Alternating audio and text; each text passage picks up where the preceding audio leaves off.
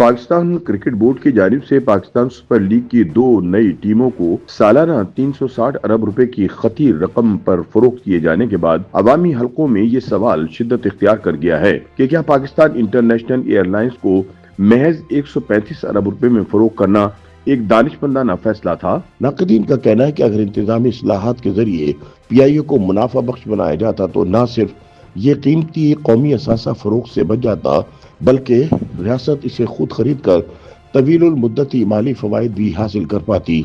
یاد رہے کہ حکومت پاکستان نے پی آئی اے کو صرف 135 ارب روپے کے عوض نجی شعبے کو فروخت کیا، جبکہ اس کے برعکس پاکستان کرکٹ بورڈ نے پاکستان سپر لیگ کی ایک ٹیم کو اوسطاً 180 ارب روپے سالانہ کے حساب سے فروخت کیا ہے۔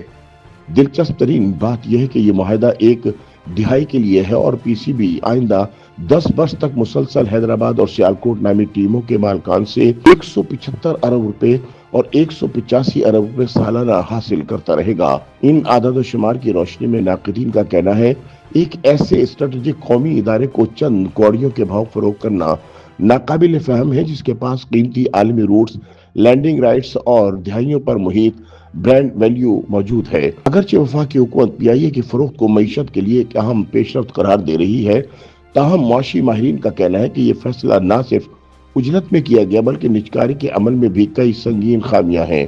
ناقدین کے مطابق پی آئی اے کو ایک ایسے وقت میں نجی شعبے کے حوالے کیا گیا جب وہ طویل خسارے کے بعد دوبارہ منافع بخش ادارہ بننے کے راستے پر گامزن تھا۔ ان کے مطابق اگر وفاقی حکومت انتظامی اصلاحات اور شفاف نگرانی کے ذریعے اس قومی ادارے کو خود ہی سنبھال لیتی تو ممکن ہے کہ پی آئی اے چند برسوں میں ایک مستحکم اور منافع بخش قومی ادارہ بن جاتا۔ اعداد و شمار کے مطابق پی آئی اے نے 2024 میں 26 ارب روپے کا منافع کمایا، جبکہ 2023 میں اسے تقریباً 100 ارب روپے کے بھاری نقصان کا سامنا تھا۔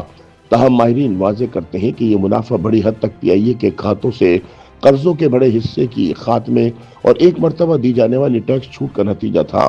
اس کے باوجود یہ حقیقت ہے کہ قومی ایئر لائن کی مالی سمت بہتر ہو چکی تھی اور اس کے پاس اصلاحات کے لیے مزید وقت اور گنجائش موجود تھی۔ اسی تناظر میں ناقدین سوال اٹھاتے ہیں کہ جب پی آئی اے کے بہترین بین الاقوامی روٹس کی بحالی کا عمل جاری تھا، آپریشنل اصلاحات ابھی مکمل نہیں ہوئی تھی اور مستقبل میں آمدنی کے امکانات بڑھ رہے تھے، تو پھر نجکاری میں اس قدر جلدی کیوں کی گئی؟ پاکستان انٹرنیشنل ایئر لائنز کی پرائیویٹائزیشن کے عمل میں سب سے زیادہ تنقید پی آئی اے کی قیمت کے تعین پر ہو رہی ہے۔ وفاقی حکومت نے اس کے 75% حصص کم از کم 100 ارب روپے کی بولی کے ساتھ فروخت کیے، جو بلاخر 135 ارب روپے میں طے پائے۔ تاہم ماہرین معاشیات کا کہنا ہے کہ کسی ادارے کی قدر کا تعین اس کے خالص اثاثوں سے نہیں بلکہ مستقبل میں متوقع آمدنی سے کیا جاتا ہے۔ مزید یہ کہ پی آئی اے کو بڑے بین الاقوامی ہوائی اڈوں پر لینڈنگ رائٹس، اسٹریٹجک روٹس اور قومی فضائی نظام میں حیثیت کی وجہ سے اضافی قدر حاصل ہوتی ہے۔ ناقدین کا کہنا ہے کہ حکومت پاکستان کی جانب سے یہ واضح نہ کرنے پر کہ پی آئی اے کی کم از کم قیمت کس بنیاد پر مقرر کی گئی، شکوک و شبہات نے جنم لیا ہے، خاص طور پر اس پس منظر میں کہ پی آئی اے پہلے ہی پچھلے مالی سال کے مقابلے میں اس برس منافع ظاہر کر چکی تھی۔ ایک اور اہم پہلو یہ ہے کہ 135 ارب روپے کے اس معاہدے سے حکومت پاکستان کو عملی طور پر صرف 10 ارب روپے کے لگ بھگ رقم ہی حاصل ہوگی۔ باقی سرمایہ کاری مرحلہ وار پی آئی اے میں ہی واپس لگائی جائے گی تاکہ ادارے کو بہتر بنایا جا سکے۔ ناقدین کے مطابق یہ رقم دراصل ریاست کی واجب الادا رقم ہے، جس پر سرمایہ کاری تک سود ادا کیا جانا چاہیے تھا، لہٰذا اس کے بدلے پی آئی اے کے حصص ریاست کے پاس ہی رہنے چاہیے تھے۔ حیران کن طور پر نجکاری کرتے وقت پی آئی اے کے خریدار کو اجازت دی گئی کہ وہ قومی ایئر لائن کی مجموعی قیمت کا صرف 7.5% پیشگی ادا کر کے اس کے 75% حصص حاصل کر لے، جبکہ اس میں باقی سرمایہ کاری وقت کے ساتھ کی جائے گی۔ بعد ازاں اگر خریدار پی آئی اے کے بقیہ 25% حصص خریدنے کے لیے مکمل 45 ارب روپے ادا کرتا ہے تو مجموعی طور پر 55 ارب روپے دے کر اس کے 100% حصص حاصل کر لے گا۔ حالانکہ نیلامی کے دوران قومی ادارے کی قدر 180 ارب روپے بتائی گئی تھی۔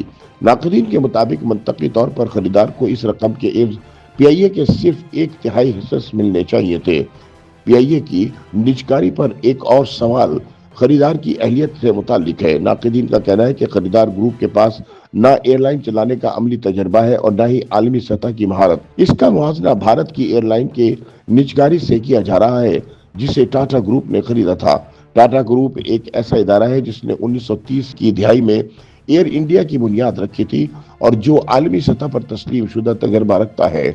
अगरचे पीआईए के खरीदार को अमले की तंजीम नौ, किरायों, रूट्स और बड़े टैक्स रिलीफ में गैर मामूली आज़ादी दी गई है, ताहम खुद खरीदार के सरबराह ने इंदिया दिया है कि पीआईए अब भी अगले कई बरस तक खसारे में ही रह सकती है। दूसरी तरफ मुआशी माहिरीन सवाल करते हैं कि आया ये मुमकिन नुकसान एयरलाइन की हालत की वजह से होगा जो अब बेहतर हो चुकी है, या खरीदारों की नाअहली के बाइस। ये सवालात अभी तिश्ना है और आने वाला वक्त ही तय करेगा कि पीआईए की निजकारी कौमी मईशत के लिए एक अच्छा फैसला साबित होती है या एक और मुतनाज़ा फैसला। YouTube पर गूगली न्यूज देखने के लिए youtube.com की सर्च बार में गूगली न्यूज टीवी टाइप करें। गूगली न्यूज के पेज पर सुर्ख रंग के सब्सक्रिप्शन वाले बटन पर क्लिक करना ना भूलिए। YouTube पेज पर अपलोड होने वाली वीडियोस से बाखबर रहने के लिए बेल आइकन पर क्लिक कीजिए। आपको हर नई वीडियो के बारे में नोटिफिकेशन मौसूल हो जाएगा।